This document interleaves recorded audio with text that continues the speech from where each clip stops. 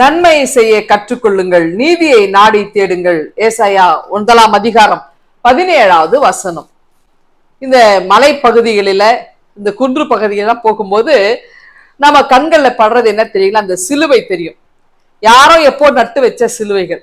இல்லை என்றால் வசனங்க நம்ம கண்ணுல தெரியும். அல்லது நம்ம பேருந்துல அப்படியே போயிட்டு இருக்கும்பொழுது எங்கேயாவது திருச்சபையில் இருந்தா அந்த சிலுவைகள் நமக்கு தெரியும், வசனங்கள் நம்ம கண்ணுல படும். அல்லது சில நேரங்கள்ல நமக்கு இந்த சர்ச்சில் இருந்து வர வசனங்கள் நம்ம காதுல விழும். அப்ப இதெல்லாம் சின்ன சின்ன அந்த அடையாளங்கள்லாம் பார்த்தீங்கன்னா நமக்கு மனசுக்கு ஒரு நல்ல நிறைவை கொடுக்கும். நம்ம ஒரு உயர்ந்த சிந்தனைக்கு கொண்டு வர்றது, அதெல்லாம் நமக்கு ஒரு ஒரு நல்ல பாசிட்டிவான வழியில கொண்டு போங்க. ஒரு 2 நண்பர்கள் அப்படி கடலோர வழியே நடந்து போயிட்டு தான். அப்படி போயிட்டு பேசிட்டே இருக்கும்போது அந்த வாலிப பிள்ளைங்க ஏதோ ஒருத்தர் ஏதோ பேசிடான். உடனே என்ன பண்றான், கூட இருக்கவன் இவன் ஒருத்தர் ஓங்கி விடுறான், கன்னத்திலே அரைஞ்சிடறான். அடிச்சுட்டு உடனே இவன் என்ன பண்றான்னா, என் ஃப்ரெண்ட் அடிச்சுட்டானேன்ட்டு உடனே திருப்பி அடிக்கல, மாறா அங்க இருந்த அந்த கடற்கரை மணல்ல இன்றைக்கு என் நண்பன் என்னை அடித்து விட்டான் அப்படின்னு எழுதிட்டான்.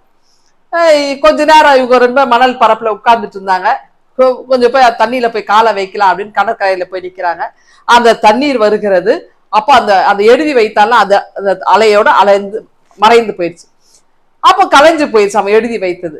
இப்போ என்ன ஆயிடுச்சு, இந்த 2 பேருக்கும் கொஞ்ச நேரத்துல ஒப்புரம் வராங்க. ஒருத்தர் சொல்றே, வாடா நம்ம போய் தண்ணியில போய் விளையாடலாம் வாடா அப்படின்னு கூப்பிடுறான். சரி 2 பேரும் போய் இறங்குறாங்க.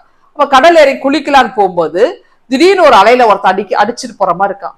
அப்போ என்ன செய்யறான்னா, அந்த அடி கொடுத்தா பாருங்க, ஓடி போயிட்டு என் ஃப்ரெண்டு அலை அடிச்சிட்டு போகுதுன்னு ஓடி போய் அவனை கட்டி பிடிச்சு அவனை காப்பாத்தி கொண்டு வந்து கரையில விடுறான். இப்போ அவன் என்ன பண்றான்னா, அங்க அந்த கடற்கரை ஓரத்துல ஒரு பாறை இருந்துச்சு. அந்த பாறையில போயிட்டு ஒரு கல்லை வச்சு எழுதுறான், இன்றைக்கு என் நண்பன் என் உயிரை காப்பாற்றினான் அப்படின்னு எழுதுறான்.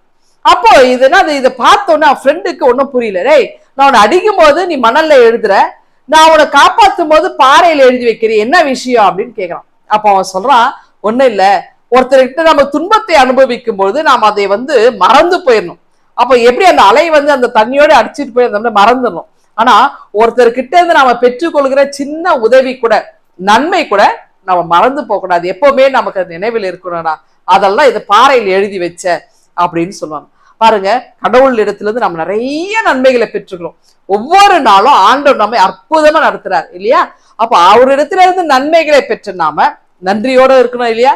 அப்ப நாளும் ஆண்டவருக்கு நாம் நன்றியுள்ள உணர்வுள்ளவர்களாய் நாம வாழணுங்க.